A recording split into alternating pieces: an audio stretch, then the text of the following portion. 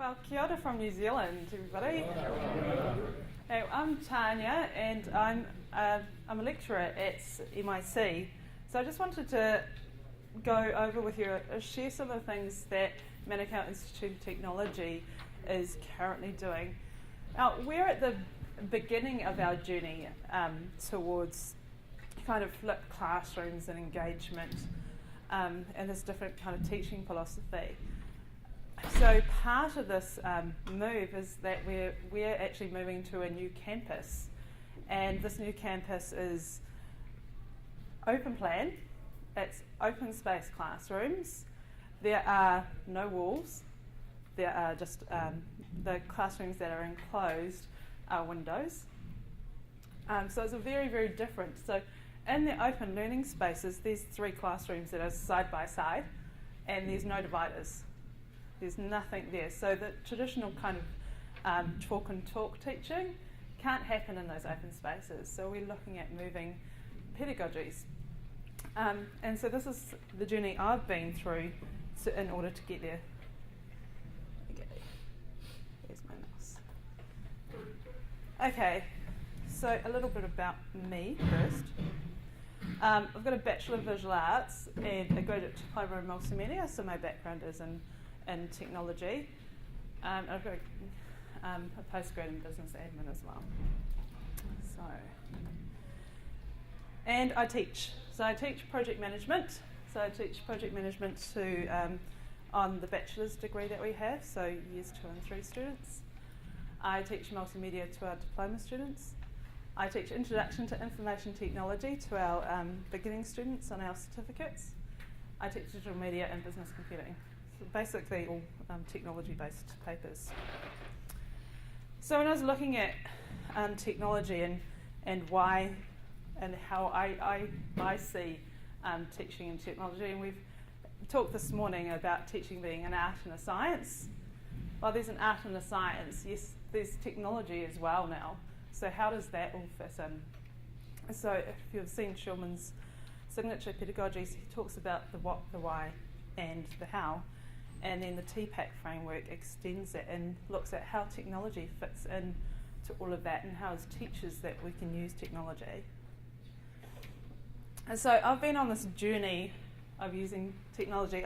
I started teaching at quite a young age. It was my second job out of university. So I came in with all these fantastic ideas, no idea what I was doing at all, none. But I've learned it. But I had the strength in that I knew the technology and I could use it. So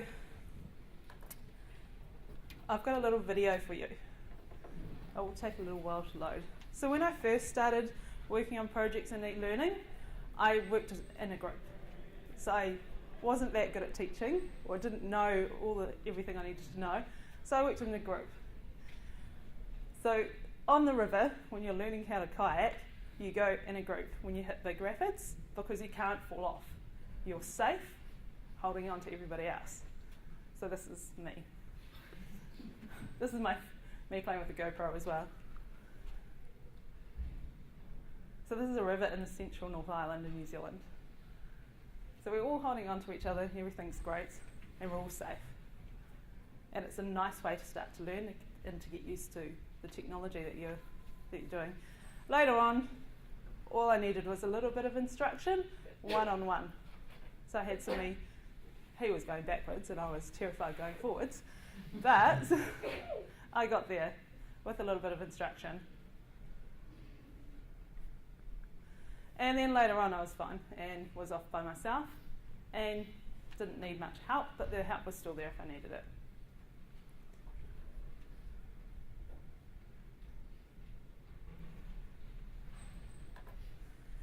Okay, so one of the first projects I worked on was in Second Life, and it was in 2009. So when I started putting this presentation together, I went back and got, that was a while ago. I worked in a group and I was a very small part of this project, and we looked at how best to use Second Life in a classroom, so how we could engage students in a virtual world.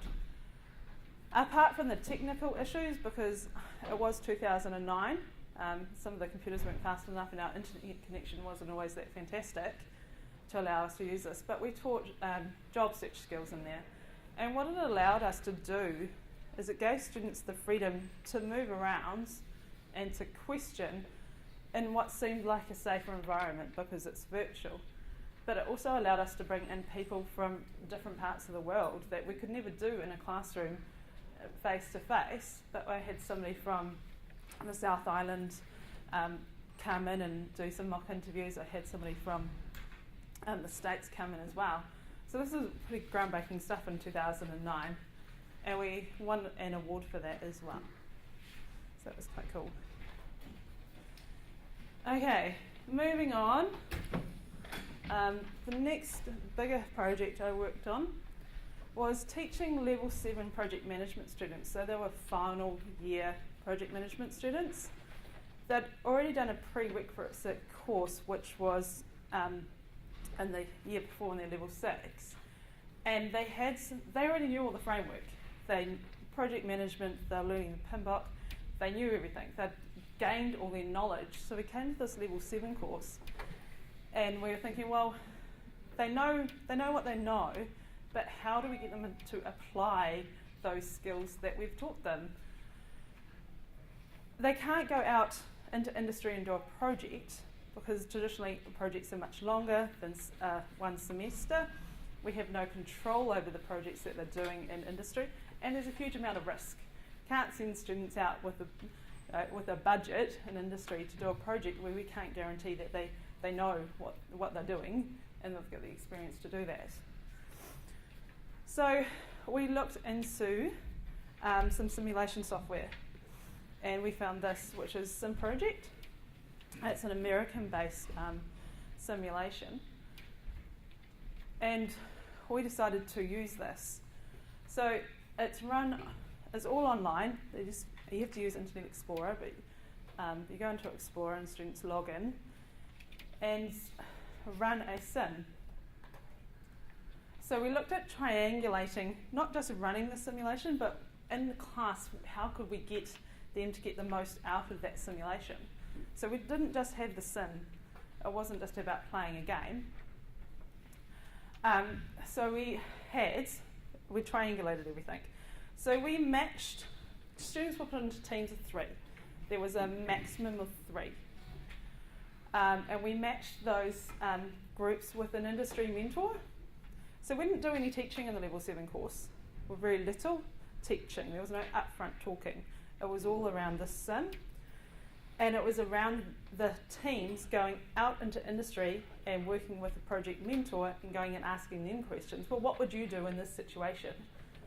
What decision would you make? So they're getting that industry experience without the risk.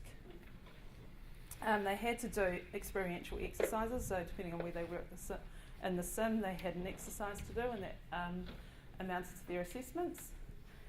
And they were working in teams, so we ran a competition as well. So the sim ranks you in each round, so they were competing against each other in the teams.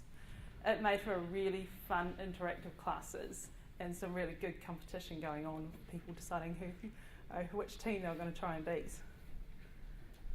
So we got near world experiences without the risk.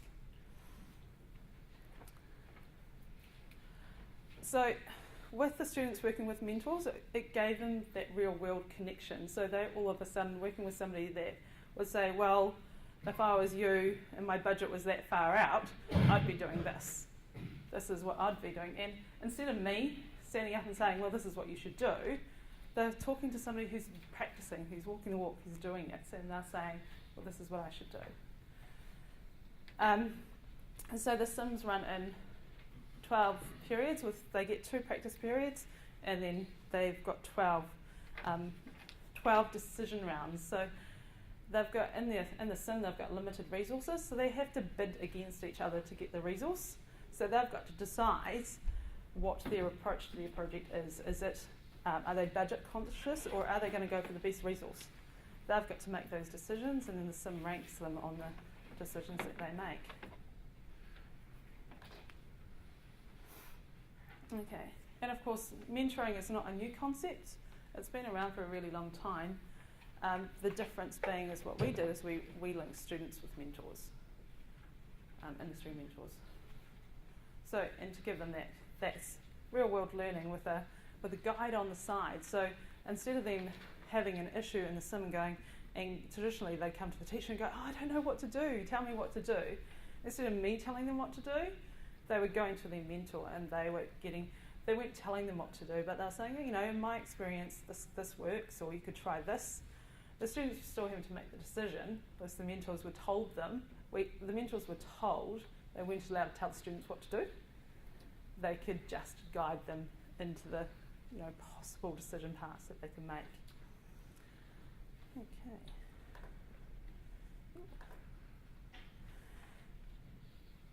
Okay, so that's something that I do for my level 7 course. So my other courses, so... I'm sorry, can I ask a question about the mentor? Are we allowed to ask questions? Go for it. Can you expand a little bit more on how you use the mentors? Meaning, was it a time thing? Hey, you got a once a week, once a month, once a whatever? Yep. Was it? How did you make that happen? Okay, so I work in New Zealand. I volunteer for Project Management Institute in New Zealand, and I work for them. So I run the national mentoring program for the industry association. Mm-hmm. So when it came to my students, I just sent an email out and I was like, well, you know, I've done this. You guys can come and help me. Who wants to volunteer to help? So I got mentors that way. Then I grouped the students and then I assigned them to an individual mentor. They had to go to them.